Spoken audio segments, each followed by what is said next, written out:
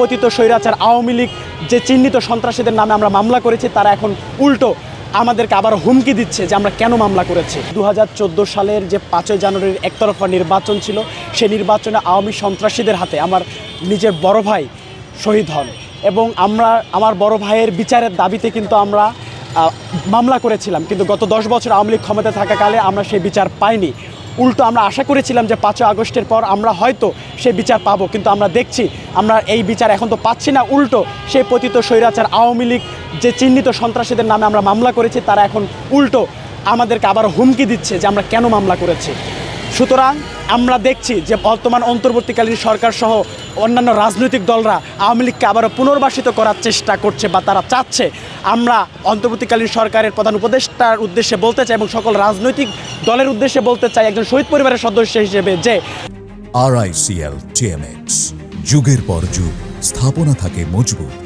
আমরা যারা এই যে গত জুলাই গণঅভ্যুত্থানে আমাদের যাদের আমরা ভাই হারিয়েছি বা সন্তানকেও হারিয়েছে, বা গত 15 বছরে এই আওয়ামী লীগের হাতে যত মানুষ শহীদ হয়েছে, সে সকল শহীদ পরিবারের সদস্য হিসেবে বলতে চাই যে আপনারা যারা এই আওয়ামী লীগকে পুনর্বাসিত করতে চাচ্ছেন, আপনারা আপনাদের পরিবার থেকে একজন করে নিয়ে আসে এই আওয়ামী লীগের হাতে খুন করান বা নিহত করান, তারপরে আমাদের কাতারে এসে দাঁড়িয়ে সমান সমান হন এবং তারপরে বলেন যে আমরা আওয়ামী লীগকে পুনর্বাসিত করতে চাই। অন্যথায় এই সকল শহীদদের রক্তের উপর দাঁড়িয়ে আপনারা ক্ষমতায় গিয়ে এই কথা বলার চেষ্টা করেন না। অন্যথায় এই শহীদের রক্তকে সাথে বেইমানি করা হবে। আমরা শহীদ পরিবারের সদস্য হিসেবে বলতে চাই যে আমাদের নিরাপত্তা কে দিবে? আপনারা তো এই সরকার আওয়ামী লীগ পুনর্বাসিত হয়ে গেলে আপনাদের কোনো ঝামেলা হলে আপনারা তো সেফ এক্সিট নিয়ে বিদেশে চলে যাবেন আওয়ামী লীগের মতো। আমাদের শহীদ পরিবারগুলো নিরাপত্তা কে দিবে?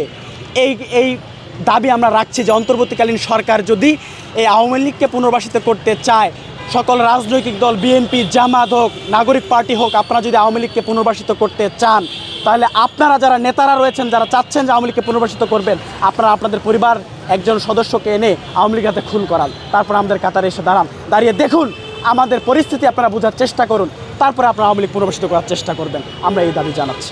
আমরা যদি বলি যে গত জুলাই গণঅভ্যুত্থানে যত মানুষ নিহত হয়েছে আওয়ামী লীগের হাতে এবং গত 15 বছরে যত মানুষ নিহত হয়েছে, গুম খুনের শিকার হয়েছে, আপনারা বা যারা আন্দোলন করছে এই আওয়ামী লীগকে নিষিদ্ধ করার জন্য, তারাও তো বলছে যে এই সকল বিচারের দাবিতে আওয়ামী লীগকে নিষিদ্ধ করতে হবে। সুতরাং তাদের থেকে আমাদের দাবি আরও বেশি, কারণ আমরা আমাদের পরিবারের সদস্য হারিয়েছি। সুতরাং রাজনৈতিক দলগুলো ক্ষমা করলেও, প্রধান উপদেষ্টা ক্ষমা করলেও, এই সেনাবাহিনীর প্রধান ওয়াকারুজ্জামান উনি ক্ষমা করলেও আমরা শহীদ পরিবারের সদস্য হিসেবে আমরা ক্ষমা করতে রাজি না। আমরা ক্ষমা করব না। আমরা এই আমাদের শহীদ পরিবারগুলোর এই সকল হত্যার বিচারের দাবি হিসেবে, বিচার হিসেবে তাদের বিচার তো অবশ্যই করতে হবে এবং দল হিসেবে অবশ্যই তাদেরকে নিষিদ্ধ করতে হবে।